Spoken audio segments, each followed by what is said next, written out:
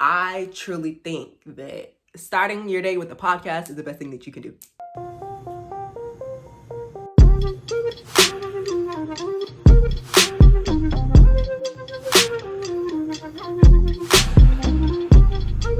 What is up, you guys, and welcome back to my channel.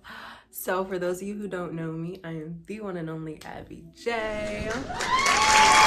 And for those of you guys coming back, I'm in front of the window, so I see like cars and stuff. So if I look over there, that's why. You right now, we don't care. Let me tell you. We don't care. But for those of you returning, oh my God. Just recovering from being sick for like a whole week. So that's why I sound like this. But yeah, it's been so long since I've been in front of a camera. Like, I miss it so much. I haven't recorded a video in like almost 2 weeks. Like, I've been posting on my normal schedule, but I just pre-record a lot. So I'm glad to be in front of a camera. But yeah, as you can tell by the title, today's video is on things you can do in 2022 to elevate your life and basically overall, you know, be the best version of you that you can be. Okay, so yeah, this is a self-care Sunday, I believe, to be honest. Well, I record so ahead of time that when I post it, sometimes I'm wrong, but I'm pretty sure this is a healthcare or a self-care Sunday. So let's get into the video. Tip number 1. This is the one, so today's January 13th, I believe. And so for 13 days straight, I have been listening to a podcast. Every morning I go on Spotify.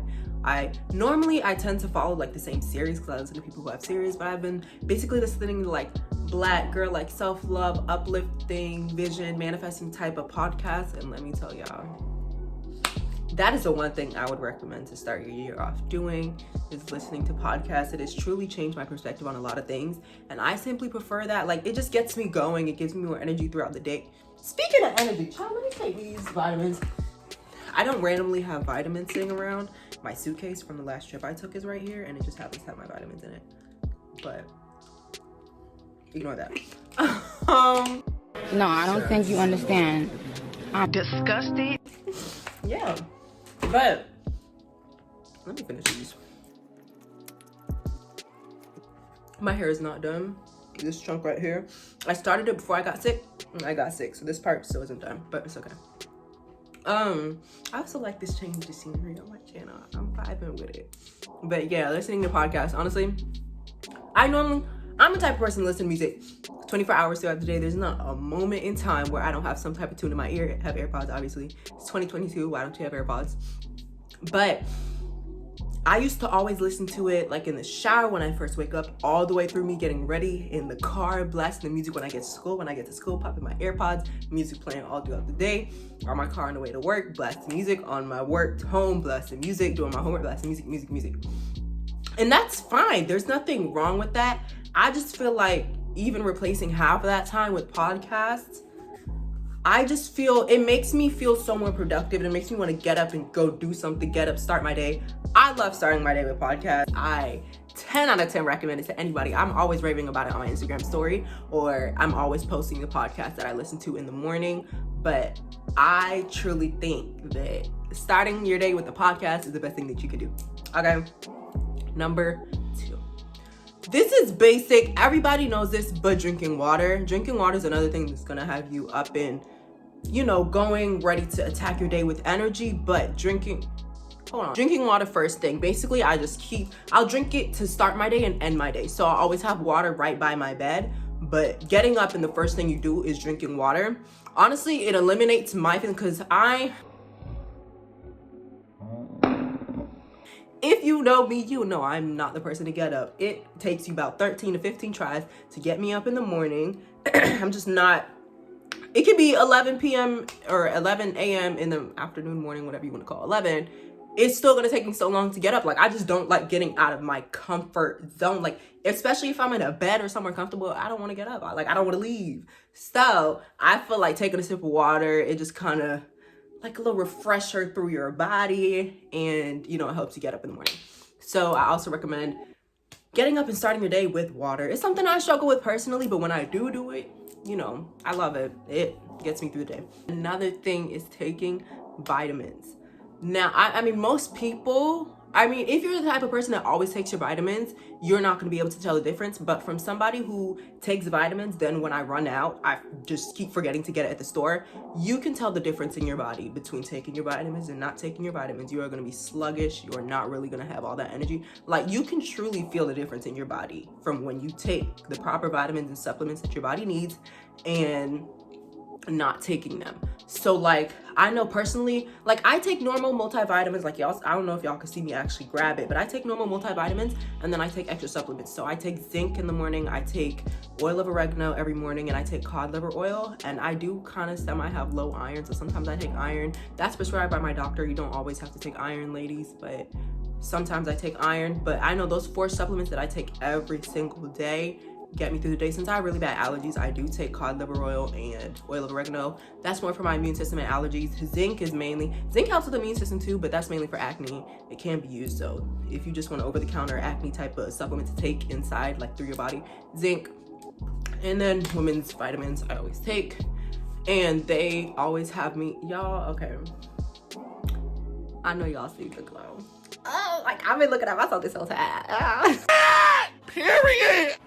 Let me stop, but the glow's great. Anyways, yeah, taking your vitamins, definitely I would recommend it, and doing it consistently. I think we're on number 3 of ways to elevate your year and being the best version of you is find something that you love to do and stick with it. Find something that you love to do and stick with it. I feel like when I was younger, like maybe middle school, early freshman year, I was trying to get, not that I was trying to get into so many things, but I was always doing so many things. I had picked up volleyball in my 8th grade years. I always played basketball, so it was basketball, volleyball. Middle school, I ran track, so I didn't do it in high school. I just didn't want to, so I was finishing up with track. But I was in every club. I was vice president of the freshman class at the time, so this was high school, freshman class at the time.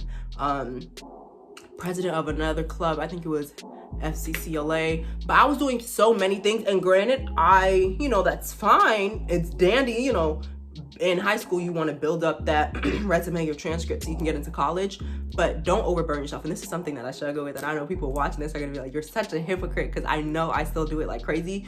But now it's not that I'm doing it with so many things. When I stick to one thing, I go hard for it 100%, a little too hard, but it's okay. But stick to not even one, but just a few things that you love to do and run with it. Like, let that be what you put energy into, and you put your hard work into, not nonstop, but always. It's always a hobby that you're running to make, maybe a job even one day if you can get paid from it. But I know I struggled with feeling like I was stagnant in those things, those hobbies, because I was splitting my time and my energy between 50 million things rather than sticking with 1 or 2 things and being able to give those things more energy because it's not so many things. So that's another thing that I would say has helped me, like end of 2021, beginning of this year, to not be so like mentally tired, emotionally tired, because I don't feel like I have to do this. Like not that this is something that you can give up with school. I'm done with school. I'm done with high school. Praise the Lord. I'm done with high school, so now I can fully give being a social media content creator and influencer, YouTuber, whatever, more of my time. And that's truly it's taking a lift off my shoulders, honestly. School, you can't just drop out. I happen to finish early, but it's really just having something off my plate, being able to focus on the other things on my plate, which this is the only thing except for my internship on my plate. It's definitely just let me, I can breathe. I feel like I have more time, more space to do things. Like, I'm not so exhausted all the time. I have more energy to do other things. So yeah, find a few things that you like to do and stick to them. Don't try and splurge with everything. I mean, I know it might seem great to have so many gifts in so many areas, but I promise you, stick to a few things and you will flourish with those things. Tip number 4, listening to your body. And I'm trying not to with this video go so much into the like self-love, the taking care of yourself video, because that's the Valentine's Day video I have coming for you guys while I'm on vacation. Super excited to do that one. But listening to your body's always going to tell you what you need. Your stomach grumbles when it's hungry, your mouth gets super dry when you're thirsty, you just feel drained and you can't do anymore when you're tired. When you're at practice for sports or whatever, you can tell your legs, your arms, whatever will give out when you're done. Your body tells you what it needs, and your body tells you when it's done, it's too tired. Listen to your body. Don't over push, don't over exceed. Just listen to your body. Your body will guide you. Your body will let you know what it needs, what it doesn't need. Your body, you throw up when your body doesn't like something. Like, your body will always tell you. So just listen to your body. Don't over push. I have a tendency to over push, but I find myself to be less stressed out when I'm listening to my body and putting my body first, no matter what. Tip number 5, set goals. And you might not be the type of person to write things down, but definitely setting goals. And by setting goals, I mean short-term goals. Everybody always has long-term goals. We all know. We all have long-term goals. We know what we want to do, end game, but set short-term goals. I know one thing that I started doing on my Instagram story is Abby's to-do list. So I set everything that I need to do for the day, and those are considered my short-term goals. Short-term goals can be what you need to do that week from what you need to do in that next hour. So just set short-term goals. It keeps you organized. Whether you feel like, no, I don't need a list, I can keep it in my head. Whether you write it down, you put it in your phone notes, just put it somewhere other than in your head so that you can see. Like, I also post it to keep, have other people hold me accountable, because I know my friends will go back and text me and be like, did you do this, that, and the third? So, it also kind of helps other people keep you accountable. But just setting things down and being able to look at it and see it crossed off just makes me feel like, okay, I'm being productive, I'm getting things done. So I would always say making a list and being able to have it somewhere where you can check things off that you got this done. I also feel like it helps me not be overwhelmed, because when you're overwhelmed and you have a list in your head, it's always like, okay, what did I do? What did I not do? And then when you have it in your head, you're always adding stuff, and it's just like, make that list in the morning. It's always one of the first things that I post.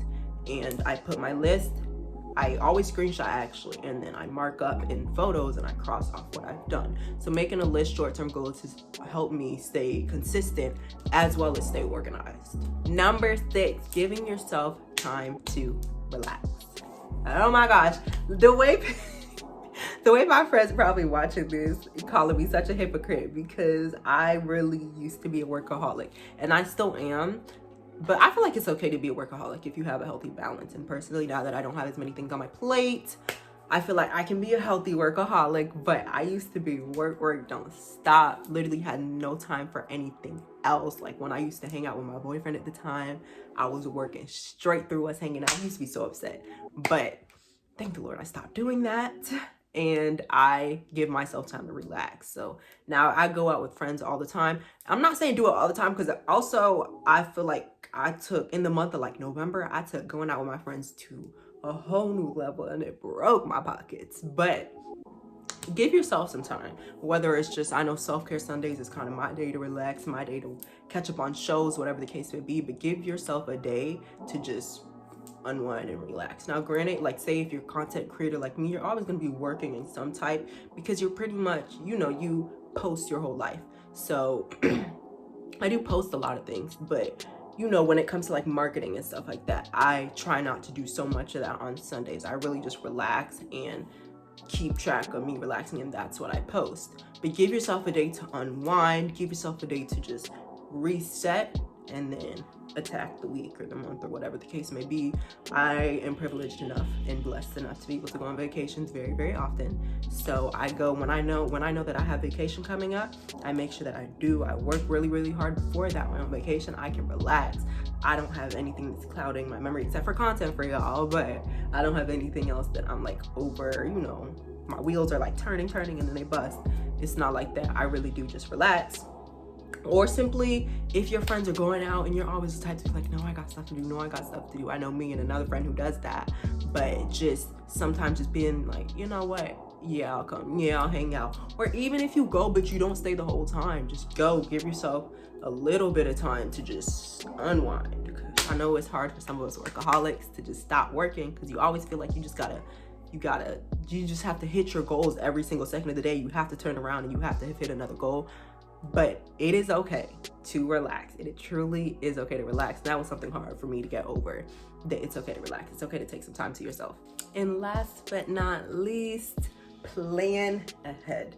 This is something that I personally learned 2021, but getting better at it, it's helped me through a lot of things. So plan ahead. By planning ahead, I mean know what you got to do a month, 2 months from now, and make sure that you have your whole itinerary for that thing set. Me, what's today, January 13th? My housing deposit for school is due March 1st. I know when I'm gonna do it. I know how much I have to have. That money is set aside. I know this, that, and the third. My dad knows, like, everything is set. That's March 1st. That's over a month in advance, but I know it needs to get done. It's not something I can just ignore, so I've planned ahead for it. My graduation invites or taking my graduation pictures, which really I should have done ages ago, but that's beside the point. Plan ahead. I know that's something that needs to get done. So, well, decorating really doesn't count because everybody does that ahead of time, but there are things that need to, or with my content, I always plan 2 weeks in advance because I know that's stuff that needs to get done. So if I plan ahead, when it comes to it, it's already laid out. All I have to do is execute whatever I need to get done. Planning ahead is something that has helped me. I struggled with it when I was like a child. Now that I'm a little older, I've done it for so long because that's something my dad used to just drill in my head. Plan ahead. Whenever I wanted to go out with friends 2 days later, nope, because you didn't plan ahead.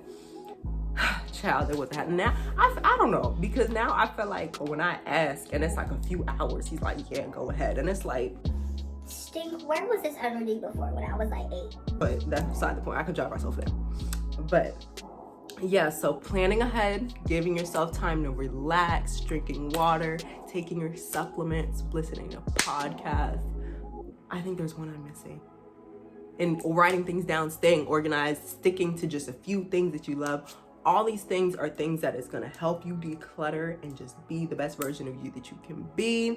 2022, it's here. I'm excited for 2022 because it's one of my biggest years. It's the 18 years, the going to college year. It's the year I hope to be monetized on YouTube. So I'm just super excited for this year and what it has in store. But everybody can be their best version of them no matter what year it is. So yeah, that pretty much concludes this video. You already know the deal. Excuse that I keep pulling this down, but my hair's not done and it really keeps slipping. Anyways, you already know the deal. If you got time for one, you got time for a ton. So go ahead and watch another video on this channel. And until next time,